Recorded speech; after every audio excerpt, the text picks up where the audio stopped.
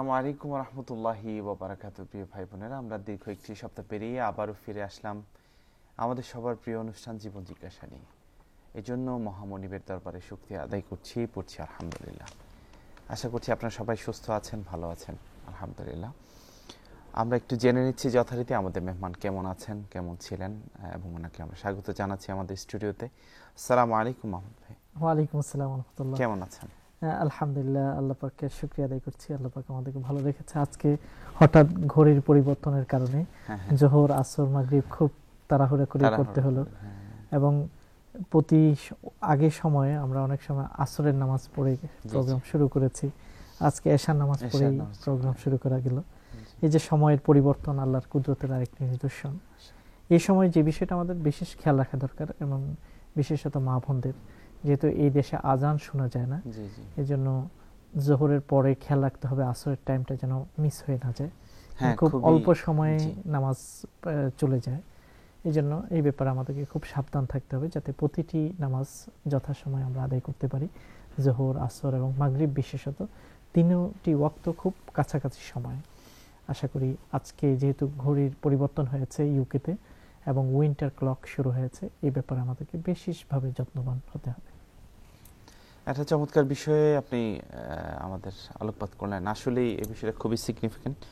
প্রিয় ভাই বোনেরা, আশা করছি আপনারাও এই বিষয়টি লক্ষ্য করেছেন এবং এই বিষয়টি খেয়াল রাখবেন ইনশাআল্লাহ। আল্লাহ যেন আমাদেরকে তৌফিক দেন। তো আপনার হাতে অনেকগুলো প্রশ্ন আছে। আমরা টেলিফোনে কল নেওয়ার আগে আমার মনে হয় আপনাকে কিছুটা আজকে সুযোগ দিই ইনশাআল্লাহ। ধন্যবাদ। প্রথম প্রশ্নটি আমরা একজন বোনের, তিনি জানতে চান যে মেনোরাগিয়া নামে একটা মেডিকেল টার্ম আছে। এই ধরনের একটা রোগ হয় মহিলাদের, যেটার অর্থ হলো যে খুব বেশি ব্লিডিং হয়, অথবা পিরিয়ডের সময় হেভি আকারে ব্লিডিং হয়, অথবা বেশি দিন থাকে। এই ধরনের একটা রোগ, যেটা সামাজিক এবং মানসিক একটা যাতনা যন্ত্রণা মহিলাদেরকে সৃষ্টি করে। এই ধরনের রোগের বিভিন্ন রকম চিকিৎসা হতে পারে। ডাক্তাররা পরামর্শ দেবেন বিভিন্ন রকম উপায়ে সেটাকে বন্ধ করার জন্য ব্যবস্থা করতে। তার মধ্যে একটা ব্যবস্থা হলো যে সেখানে কোনো কয়েল জাতীয় কোনো কিছু ইনসার্ট করে দেওয়া ভিতরে, যাতে করে অতিমাত্রায় ব্লিডিং না হয়। এটা হচ্ছে একটা পদ্ধতি, বাহির থেকে কোনো কিছুকে ইনসার্ট করা, অথবা সেখানে অপারেশন অথবা অন্য কোনো প্রক্রিয়ায় সেটাকে বন্ধ করার জন্য চেষ্টা করা। তিনি জানতে চান যে কোন পদ্ধতিটা ইসলামের দৃষ্টিতে উত্তম হবে। এখানে ইসলামের পদ্ধতিতে কোনো বাধা নেই। আমরা যতটুকু এই বিষয়টা নিয়ে পড়ালেখা করেছি তাতে এই কথা আমাদের কাছে স্পষ্ট হয়েছে যে এই জাতীয় রোগ যদি হয় এবং ডাক্তাররা যেটাকে সাজেশন করবেন যে কয়েল ইনসার্ট করে দেওয়া ভিতরে, অথবা সেখানে ভিতরে অপারেশন কিংবা অন্য কোনো উপায়ে সেটাকে বন্ধ করার জন্য যদি চেষ্টা করেন, তাতে কোনো আপত্তির কিছু নেই। তবে কয়েকটা বিষয় এখানে খেয়াল রাখতে হবে। প্রথম, মেডিকেল সায়েন্সের যে কোনো চিকিৎসা গ্রহণ করার আগে যেটা পূর্ব শর্ত, যে এমন কোনো পদ্ধতি গ্রহণ করা যাবে না যেটার অতি মাত্রায় সাইড এফেক্ট থাকতে পারে। অর্থাৎ আপনি এই মেনোরাগিয়া থেকে বাঁচার জন্য আপনি যে চিকিৎসা গ্রহণ করলেন, এটার কারণে শরীরের যেন অন্য কোনো দিকে ব্যাপকভাবে পার্শ্ব প্রতিক্রিয়া কিংবা সাইড এফেক্ট না হয়, যেটা আপনার জীবনকে আরও বেশি দুর্বিষহ করবে। এরকম সাইড এফেক্ট না থাকতে হবে। এখন আপনি ডাক্তারদের সাথে, অভিজ্ঞ যারা এই ব্যাপারে পারদর্শী এক্সপার্ট, তাদের সাথে বুঝে নিতে হবে যে এই ধরনের চিকিৎসা গ্রহণ করার কোনো সাইড এফেক্ট আছে কিনা, যেটা আপনাকে আপনার জীবনকে আরও বেশি যাতনাময়, যন্ত্রণাময় এবং দুর্বিষহ করে তুলবে। এরকম আছে কিনা সেটা ভালো করে আপনাকে যাচাই করে নিতে হবে। যদি যাচাই করার পরে যদি দেখা যায় না তেমন বেশি কোনো সাইড এফেক্ট থাকবে না, যেটা থাকবে সেটা সহনীয় পর্যায়ে, তখন সেটা আপনি গ্রহণ করতে পারেন। আপনি আরও জানতে চেয়েছেন যে অনেক সময় কয়েল ইনসার্ট করা হলে, ভিতরে দেওয়া হলে, যদি এই অবস্থায় মৃত্যুবরণ করে সেটাকে আবার বাইর করা তো সম্ভব হবে না, বা কে বা বাইর করবে। এখানে ইজিলি যদি বাহির করা যায়, কোনো ব্যক্তি মারা যাওয়ার পরে তার শরীরে যদি বাহিরের কোনো কিছু থাকে, এটা যদি সহজে বের করা যায় তাহলে বের করা হবে। আর যদি সহজে বের করা না যায়, তাতে কোনো বড় ধরনের কোনো গুনাহ নেই যে ভিতরে সেটা থেকে গেল।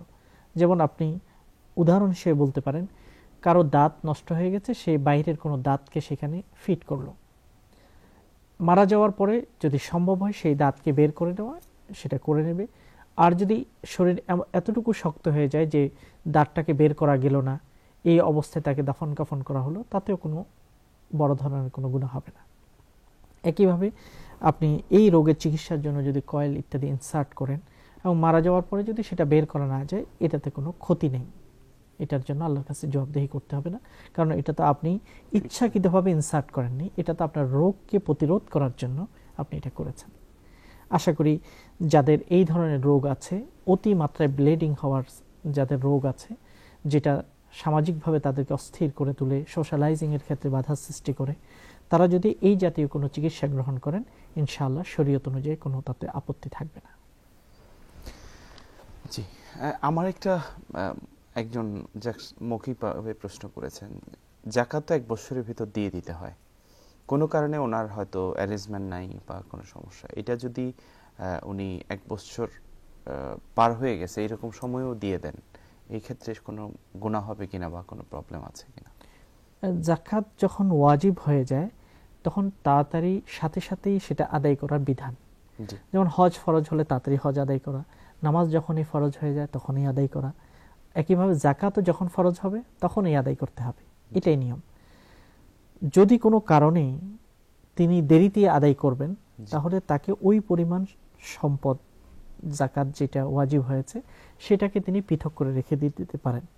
যেমন তিনি তার নিয়ত হলো যে নির্দিষ্ট কোনো ব্যক্তিকে আদায় করবেন, যখন তিনি দেশে যাবেন তখন দেবেন, তখন তার জন্য উচিত হবে সেটাকে পৃথক করে রাখা, লিখে রাখা অথবা জানিয়ে রাখা। এটা দেশে গিয়ে দিবেন এই জন্য না, ওনার ধরেন 1000 পাউন্ড ওনার জাকাত আসছে বা 500 পাউন্ড, ওনার এই মুহূর্তে অ্যারেঞ্জমেন্টটা নাই, যেগুলো আছে ধরেন এগুলো গোল্ড বা এই আকারে, কিন্তু ক্যাশ এইরকম জাকাত দেওয়ার মতো না। এই ক্ষেত্রে তার প্রথমত উচিত হলো যথাসম্ভব তাড়াতাড়ি অ্যারেঞ্জমেন্টটা করে নেওয়া। যদি অবহেলা ইত্যাদি করে দেরি করেন, এটার জন্য তিনি গুনাহগার হবেন, তবে যথাসম্ভব তাড়াতাড়ি আদায় করে দিলে তিনি দায়িত্ব থেকে মুক্ত হবেন। কারণ একটা জিনিস ফরজ হয়ে যাওয়ার পরে যদি কেউ দেরি করে, তাহলে এই অবস্থায় আল্লাহ না করুক যদি তার এদিক ওদিক হয়ে যায়, তখন তিনি এর জন্য দায়ী থাকবেন। এরপরে একজন বোন প্রশ্ন রেখেছেন যে তার একজন ভাই ছোটকাল থেকে খুব নামাজি ছিলেন, কিন্তু ইউনিভার্সিটি যাওয়ার পরে সেখানে ডিগ্রি করেছেন, এরপরে তার ধর্মীয় বন্ধনটাকে একটু শিথিল মনে হয়। এক পর্যায়ে এখন তিনি চাকরি ইত্যাদি করছেন, কিন্তু মা অনেক অনুরোধ করে নামাজ আদায় করার জন্য, তিনি নামাজ আদায় করছেন না, এবং তার আচার আচরণে মনে হয় যে তিনি আল্লাহকেও বিশ্বাস করছেন না। এই পর্যায়ে মা এবং বোনেরা খুবই চেষ্টা করছেন, কিন্তু কি করণীয়? এই জাতীয় সমস্যা আসলে তো হেদায়েত আল্লাহরই হাতে। একজন মানুষ নামাজি থাকার পরে নামাজকে ত্যাগ করা, আল্লাহকে চেনার পরে আল্লাহকে ছেড়ে দেওয়া, এটা হচ্ছে জঘন্য ধরনের একটি গুনাহ। এই জন্য আমাদেরকে সবসময় এই দোয়াটাই আল্লাহর কাছে করতে হয়, যেটা সূরা আলে ইমরানে আল্লাহ পাক আমাদেরকে শিক্ষা দিয়েছেন। দোয়াটি হলো এই, রব্বানা লা তুজিগ কুলুবানা বা'দা ইয হাদাইতানা ওয়া হাব লানা মিন লাদুনকা রাহমাহ ইন্নাকা আনতাল ওয়াহ্হাব। সূরা আলে ইমরান আয়াত 6। এই দোয়াটি আমাদের আল্লাহর কাছে করতে হয়। রব্বানা লা তুজিগ কুলুবানা, হে আল্লাহ, আমাদেরকে সঠিক পথ দেখানোর পরে আমাদের মনটাকে তুমি বক্র বা বাঁকা করে দিও না, সঠিক পথে এসে যেন আমরা আবার পথ হারা না হয়ে যাই, এবং তোমারই পক্ষ থেকে আমাদের উপর রহমত নাজিল করো, কারণ তুমি নিশ্চয়ই দানশীল, রহমতকারী। এই দোয়াটা আমরা এই জন্যই পড়তে হয়। আর এই ক্ষেত্রে আপনার ভাইকে আপনি যে উপদেশ দেবেন সেটা হলো, আপনি আপনার এতটুকু যদি জ্ঞান থাকে, তাহলে আল্লাহর অস্তিত্ব, আল্লাহর কুদরত, আল্লাহ যে আছেন আমাদের জীবন প্রবাহ থেকে আমাদেরকে বোঝানোর জন্য চেষ্টা করতে হবে। কারণ আমরা জীবন প্রবাহের দিকে তাকালেই আমরা দেখতে পাই যে আল্লাহ আছেন, একটা প্ল্যান অনুযায়ী বিশ্ব জগৎ পরিচালিত হচ্ছে। এই জগৎটি এমনিতেই হতে পারে না। একটা গ্লাস যদি ঘরের মধ্যে ভেঙে থাকে, আমি এসে প্রথম যে কথাটি জিজ্ঞাসা করব, কে ভেঙেছে? অর্থাৎ গ্লাসটা নিজে নিজেই ভাঙতে পারে না, এটাকে কোনো কিছু ভাঙতে হবে। একইভাবে এই জগৎটা রাত দিন পরিচালিত হচ্ছে, দিনের পর রাত, রাতের পর দিন, সূর্য তার পরিমণ্ডলে, পৃথিবী তার পরিমণ্ডলে ঘুরছে। এই যে কারকে আমরা যদি দূর থেকে দেখি তাহলে আমরা বিশ্বাস করি যে একজন ড্রাইভার এই কারকে চালিয়ে আনছে, তাহলে এই বিশ্ব জগৎ সুনিপুণভাবে পরিচালিত হচ্ছে। কেন আমরা এই জগতের জন্য একজন ড্রাইভারকে খুঁজব না, একজন স্রষ্টাকে আমরা খুঁজব না? এই জাতীয় আর্গুমেন্টগুলো আছে বা এই জাতীয় এভিডেন্সগুলো আছে, যেগুলো বেশি করে আলোচনা করা দরকার, বোঝানো দরকার যে একই খাবার 2-3জন আমরা একই পরিবারের সদস্যরা খাচ্ছি, কারো পেটে অসুখ হয়ে গেল, আবার কেউ সুস্থ থাকলেন, শক্তিশালী থাকলেন। কে করে? ঘরে ফ্লু এসেছে, কারো ফ্লুতে আক্রান্ত হয়ে তিনি অসুস্থ হলেন, আর কেউ কেউ অসুস্থ হলেন না। কে করে?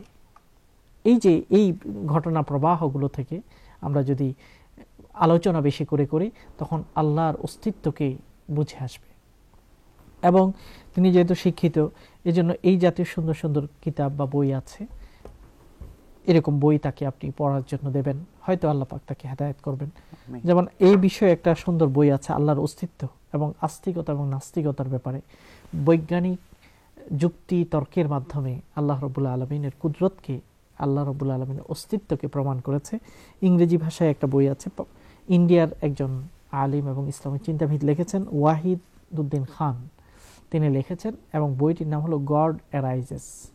গড অ্যারাইজেস নামে একটা খুব চমৎকার পাণ্ডিত্যপূর্ণ এবং 21টি ভাষায় এই বইটি অনুবাদ হয়েছে, এবং আরব দেশে এই বইটি বেস্ট সোল্ড বুক হিসেবে এটা পুরস্কার পেয়েছে। এই বইটি আমরা পড়ব। এটা আরবি নাম হলো যে আল ইসলামু ইয়াতাকাল্লাম বা ইয়াতাহাদ্দাস, আদ-দীনু ইয়াতাহাদ্দাস, এই জাতীয় নাম। আর ইংরেজিতে এটার বইটির নাম হলো যে গড অ্যারাইজেস। বাইবেলের একটা ওয়ার্ড থেকে এই বইটির নাম তিনি করেছেন, এবং বিজ্ঞান এবং যুক্তির পাশাপাশি তিনি দেখানোর চেষ্টা করেছেন যে কিভাবে আল্লাহর অস্তিত্ব কিংবা ধর্মকে বিশ্বাস করাটা যৌক্তিক, বৈজ্ঞানিক, বিজ্ঞানসম্মত। এই জাতীয় বইগুলো পড়লে ইনশাআল্লাহ থাকবে। পাশাপাশি আপনার দোয়া করতে থাকবেন, ইনশাআল্লাহ আপনার ভাই ফিরে আসবে।